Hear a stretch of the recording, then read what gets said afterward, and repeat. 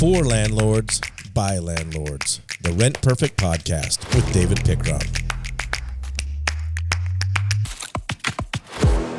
Well, hello, and thank you for joining us at the Rent Perfect Podcast, where we try to bring you great information as an investor and as a landlord. So if you like it, please subscribe, pass it on. Let's grow this community and make sure as investors or landlords that we know what we're doing and that we're professionals. So, hey, I've got some properties, landlord. I kind of do short-term, long-term. Today we're going to talk about my biggest frustration when I'm onboarding someone.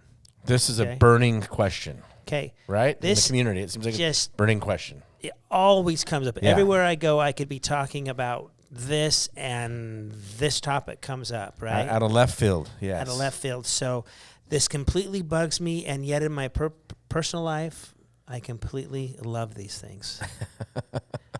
Professionally bugs me. Personally I love. Can you guess what it is? It is dogs, animals, cats, okay? What we know as service animals, ESA animals, or therapy animals or dogs, okay?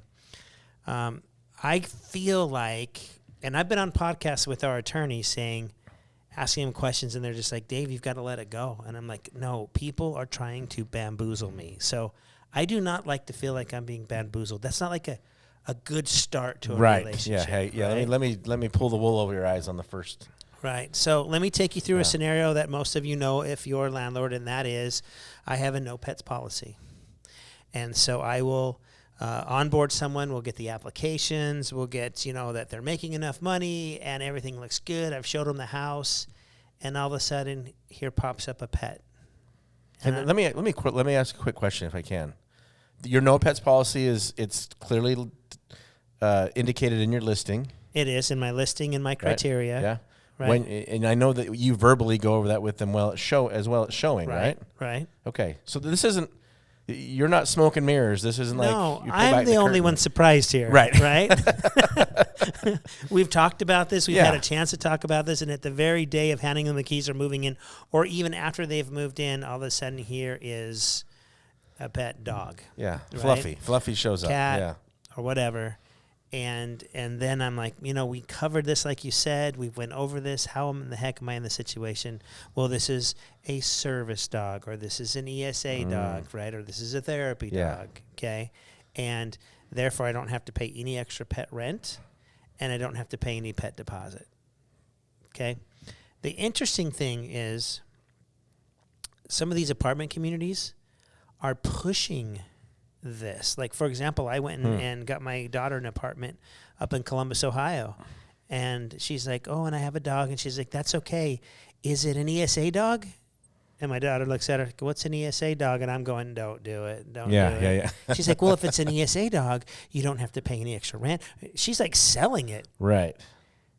And my daughter's pretty much just like, well, what do I have to do to make it an ESA dog? And she's like, just tell me it is. I was like, wow. That's one way of handling it. That's not the way I like to handle it. Yeah. Right. As an individual landlord, that may not be your best approach. Okay. So here are some things to look for that I look for as we're having this conversation. People will say, oh, my dog is a licensed service animal.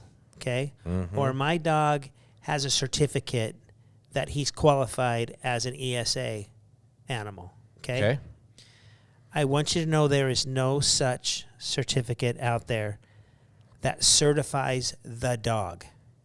Nobody is certifying the dog. The dog does not have to act a certain way or do a certain thing. Now, in order to be considered a service dog under the ADA, they have to do a physical function that you cannot do. Right. But they're not certified. They just have to complete a function. No, you don't go to a class and says, okay, he can open up the fridge for you, certified, right? Right. So there is no certification on the animal side, but there is a certification or a letter on the people side that they need a service dog or they need an ESA or a therapy dog. So the applicant's the one who qualifies, not the pet. Yes, the applicant qualifies. So anytime you hear my dog's certified, emotional support dog, no, your dog is not certified. I mean, because think of that, Scott. We already certify all of our animals as an emotional support animal because why do we have them? That's why we buy them, yeah. Why do we have them, right? We don't love cleaning up after them. We don't love all the maintenance and the upkeep. I mean, yeah. I have 3 large dogs at home, right? Okay. I have a rough day at the office. I get my butt kicked. Everybody hates me. I get bad reviews. Whatever. It's like, whatever, okay? And I go home and hear 3 wagging tails and like, Dave, I love you no matter what. Yeah, happy to see you. Guys, right? I mean, my wife not even say, honey, you're home. She Right. might just like go off on the other. My dogs, they're right at that door. Tails are wagging. They're an emotional support animal. That is what a dog already is, right? So we don't have to certify them that. In a way, we're already saying that's why I have them. Make sense? Right, yeah. Oh, yeah, makes sense. So when someone says to me, oh, they're certified, I'm like, ding, ding, ding, red flag, right? That's not the case. Okay. Now, there are 3 kinds of trainings that dogs will get. One is under the ADA, which is a service animal. Like I said, they have to perform a function that you can't do on your own. So seeing eye dog, maybe a dog that hears the doorbell, a dog that senses when you're going to faint or going to epileptic seizures and lays you down and puts his head underneath. I mean, I know there's something that remind you to take your medications. I mean, they have all sorts of different things. These dogs are phenomenal dogs. Like, you know, and mostly you see them pretty much labeled do not touch, working dog. They're not everybody's social animal to go up and love. Yeah. In the most cases, right? Right. A therapy dog actually gets no love out in the real world. A therapy dog is pretty much, this is the only dog that's insured. Okay, so I have therapy dogs. So we actually go to a class, okay, and it's really in a class put on by an insurance company. Okay. And they test these dogs, and they're like, okay, we're willing to insure these dogs in case they go to the hospitals or assisted living homes. Something happens, insurance is going to cover it, right? So therapy dogs really aren't even your own therapy dog.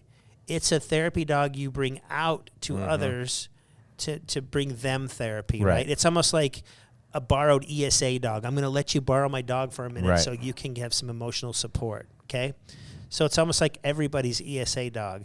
So those are the ones you see in the hospitals, at the airports. Those are therapy dogs. They're actually insured in case something goes wrong out in public. Because hospitals don't want you to bring their dog in there if the thing's going to see another dog and get in a fight or scratch somebody or get nervous. So that's a therapy dog. And then an ESA, emotional support animal, it's just pretty much the little, I mean, I don't want to generalize. Maybe I already did it, but they're almost like the little dogs that are in the purses at the airports and just people that just really feel like they need to take their dog outside of their house and out and around. But it's your personal animal. But it's your not a personal public community therapy dog. Right. I'm not bringing it out for everybody else. Right. It's for me. So so a lot of times if you see these dogs out and about, people are claiming they're emotional support animals, and they are. Yeah. They are. So, every time I fight with my attorneys and saying, how can I say no to these? He's like, you can't. You need to see, no matter whether it's a service animal, an ESA animal, or a therapy animal, you need to see them as if they were a wheelchair. I'm seeing them as a dog, a cat, or whatever. But the minute that I get that letter from that doctor's office that says these people need an ESA, it's just as if he's saying they need a wheelchair. Correct, yeah. And then I'm saying, oh, sorry, you can't have a wheelchair in my house, which is ridiculous to even think like that, right? So I have to, in my mind, as I'm frustrated, and I know I'm probably being bamboozled, I'm in my mind going, this is a wheelchair, this is a wheelchair, this is a wheelchair, this is a wheelchair, okay? Because it does feel terrible on our side when I feel like we're getting bamboozled, right? Yeah. But you also don't want to be the bad guy in this scenario, right? I mean, that's... You don't, and you really can't afford a fair housing complaint against you because you didn't handle this correctly. Yeah. Okay. So, man, I'm telling you what, a lot of people will go down this road when they want their animals to live with them and they don't want to pay any extra money. And honestly, there's almost like nothing we can do about it. So maybe the apartment communities that were helping my daughter just threw up their hands and said, hey, maybe we'll just start inviting them. Yeah. Well, we'll pave the way for you so we can just avoid the headache of it all. But here's what also that I've really seen as of recent. If you don't offer pets anymore, you're a minority. A lot of us used to say no pets, no pets, no pets. And nowadays, if your market is not really on your side, so you're trying to fill up your units and there's a lot of units available, I'm just telling you that accepting pets and not accepting pets is a big deal for people. I mean, COVID just, line up the dogs and cats in COVID because there were a lot of them purchased or adopted or rescued at that time, and a lot of people have pets right now. Now, let's say the pet damages your property while your tenant's in there, even if it's a support animal.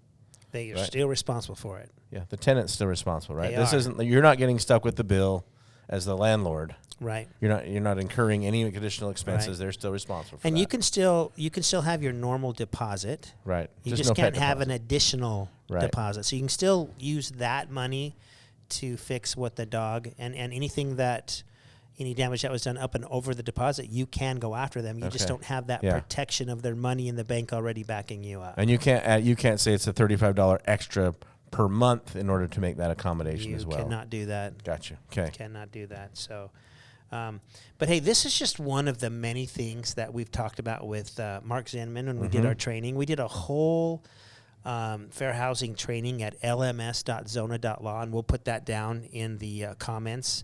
But you want to talk about 7 series of fascinating stuff of just talks about, just race and animals and disabilities, the history of our country and how it got there. And it's phenomenal. So I always recommend you hear it right from the attorney's mouth in those trainings. They're free, lms.zona.law. I love them. I learn a ton from them, and they kind of calm me down a little bit.